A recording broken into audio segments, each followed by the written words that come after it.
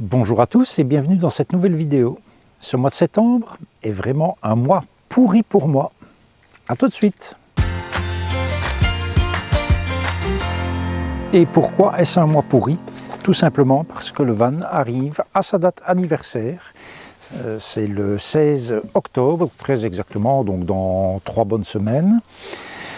Et qui dit date anniversaire chez nous, dit également contrôle technique. Contrôle technique obligatoire tous les ans. En Belgique, les camping-cars sont considérés comme des véhicules utilitaires, au même titre que les tracteurs agricoles, les camions, les autobus, les autocars, les camionnettes.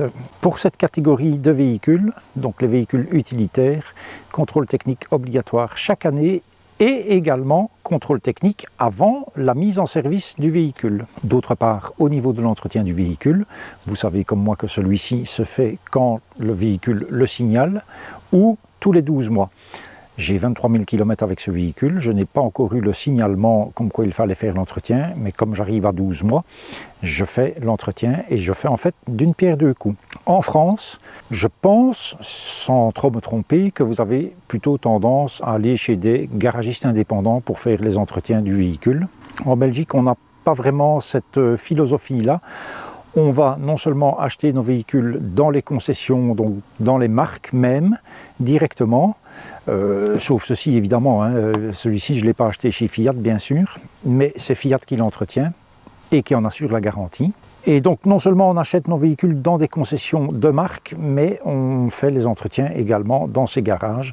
Alors c'est sans doute évidemment plus cher que chez vous, mais voilà, c'est en général comme cela qu'on procède ici en Belgique.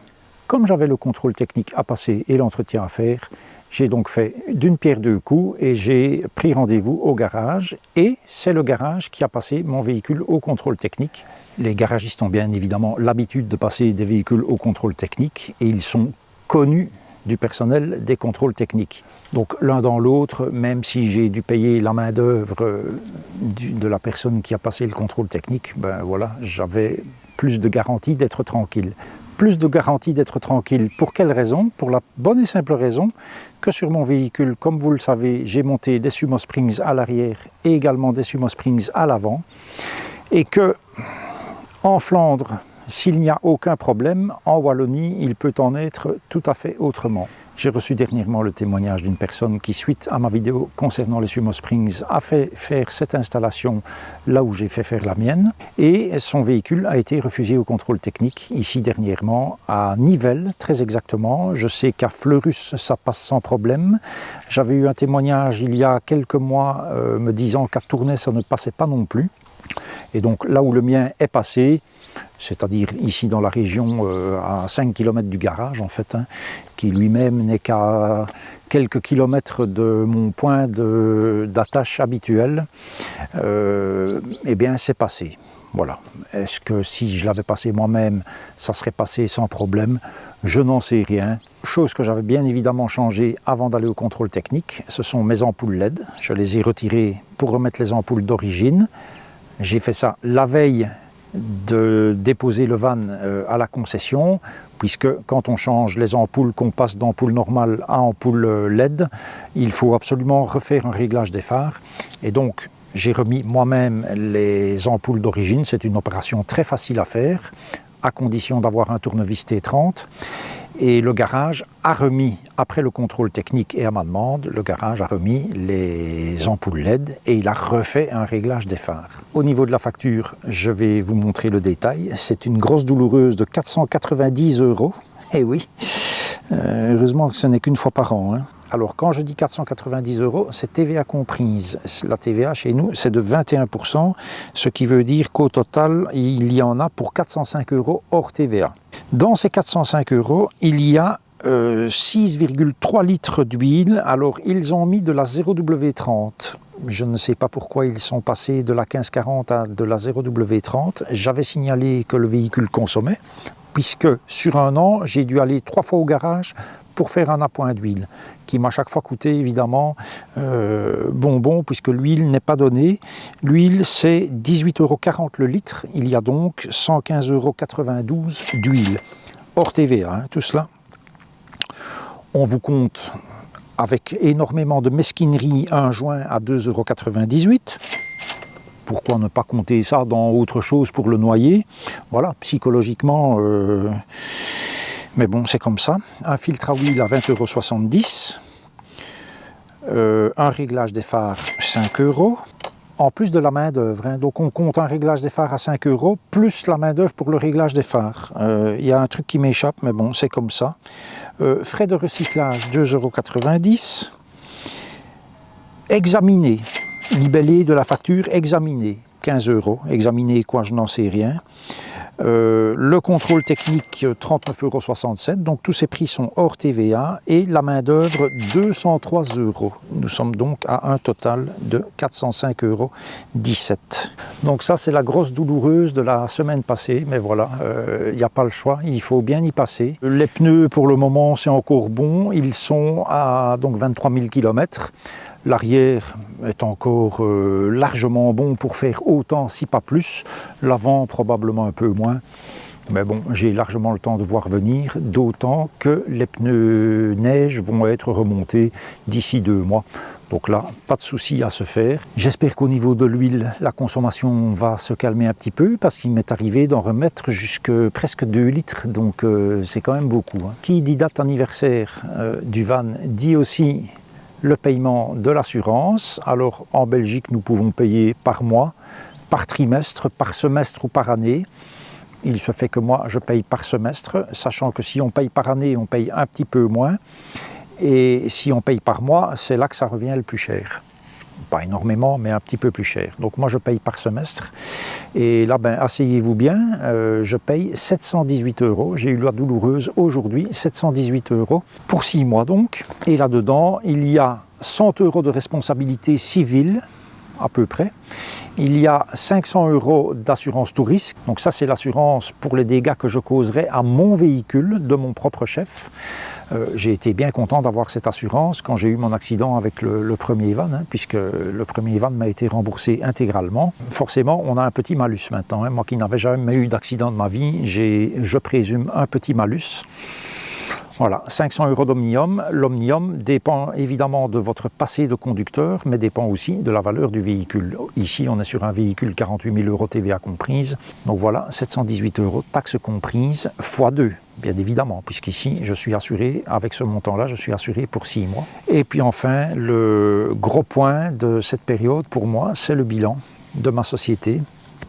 Il faut savoir que je fais mes encodages comptables moi-même, donc tout ce qui est facture de vente forcément, tout ce qui est facture d'achat également, et tout ce qui est encodage des financiers, je fais ça moi-même, mais pour les financiers, quand je ne sais pas où mettre telle ou telle chose, moi je mets ça dans un compte d'attente, à charge pour le comptable au moment de faire le bilan, de remettre de l'ordre dans tout cela via des opérations diverses. Et qu'il y ait beaucoup d'opérations diverses ou pas, le bilan me coûte, asseyez-vous, 4 500 € TVA comprise par an. Bon, je retouche la TVA forcément puisque c'est le bilan de la société, mais enfin c'est 4 500 € que ça me coûte chaque fois, ce bilan, chaque année.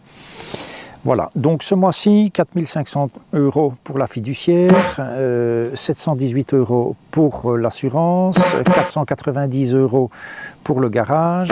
Je peux vous dire que ça fait beaucoup, beaucoup, beaucoup. Heureusement, j'ai eu ce mois-ci un peu de travail pour l'un ou l'autre client, ce qui me permet de gagner forcément un tout petit peu ma vie.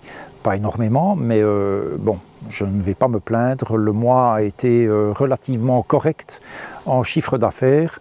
Bon, un chiffre d'affaires, ça ne représente rien, parce que tout ce qui compte, c'est la marge. Mais voilà, je ne vais pas me plaindre, je suis content d'avoir eu cela. Et donc, bien évidemment, pas de voyage. Pas de voyage parce qu'il fallait s'occuper du van, entretien, contrôle technique. Pas de voyage parce que c'est la pleine période du bilan. C'est dommage, il a fait beau, j'aurais pu, mais bon. Et tant que le bilan n'est pas terminé, je présume que ça va se faire d'ici quelques jours. Je ne peux pas partir puisque je suis susceptible de devoir répondre aux questions du comptable. Et moi, comme j'ai un comptable qui épluche absolument tout pour être sûr qu'on soit dans les clous au niveau de la loi, ce qui explique sans doute pourquoi je paye assez cher. Voilà, ceci explique cela. Donc je suis totalement bloqué pour le moment et j'espère quand même pouvoir encore faire l'un ou l'autre voyage avant la fin de l'année. Tant qu'on parle d'argent, pour ceux qui se questionneraient sur les revenus de YouTube, vous connaissez comme moi le nombre d'abonnés puisqu'il est affiché en bas de chaque vidéo. On est à 3174 si je ne m'abuse. Ce matin, il me semble que c'était 3174. Avec 3174, j'ai en moyenne 50 € de revenus par mois. Bien sûr, le nombre de vues est différent d'une chaîne à l'autre, mais grosso modo, le nombre de vues est plus ou moins proportionnel au nombre d'abonnés et au nombre de vidéos que l'on peut sortir. Je crois que beaucoup de vanlifers sortent une vidéo une fois par semaine. Pendant les vacances d'été, ça a été un petit peu moins. C'était souvent une tous les 15 jours, ça a été mon cas. Ça a été le cas de Life is a Trip, mais d'autres. À la grosse louche, vous faites une règle de 3. Et vous voyez ce que quelqu'un qui a 200 000 abonnés peut gagner en plus de tous les sponsorings. Il faut savoir que chez moi, il y a 0 sponsoring, ce qui n'est pas le cas de tout le monde. Le jour où il y en aura un, je vous le dirai bien évidemment. Ce qui n'est pas le cas de tout le monde non plus par ailleurs. Et enfin, pour ceux qui suivent mon compte Instagram ou qui suivent le compte Instagram de Life is a Trip ou de Lise Photographie, vous aurez remarqué qu'ils ont clôturé leur voyage en Scandinavie et ils l'ont ma foi clôturé, je dirais presque de la même manière qu'ils l'avaient entamé. Vous vous souvenez peut-être quand j'étais en Auvergne, il y a 3 ou 4 mois, ils ont démarré leur voyage vers la Scandinavie en venant me faire un petit coucou là où je me trouvais. Alors je vais mettre en commentaire ici exactement l'endroit où c'était, je ne me souviens plus du tout du nom de ce village. Mais voilà, c'était ma foi fort sympathique. Ils démarraient à ce moment leur voyage vers la Scandinavie et le lendemain, ils avaient tracé tout droit déjà vers l'Allemagne pour faire d'ailleurs une magnifique balade que j'ai faite il y a 15 jours maintenant, l'Altschlossfelsen. Magnifique, c'est vraiment à voir. Et donc ils ont terminé ce voyage en Scandinavie en passant me voir à mon point d'attache, donc chez mon grand fiston. Et nous venons de passer quelques jours ensemble. J'ai maintenant le petit sticker Life is a Trip.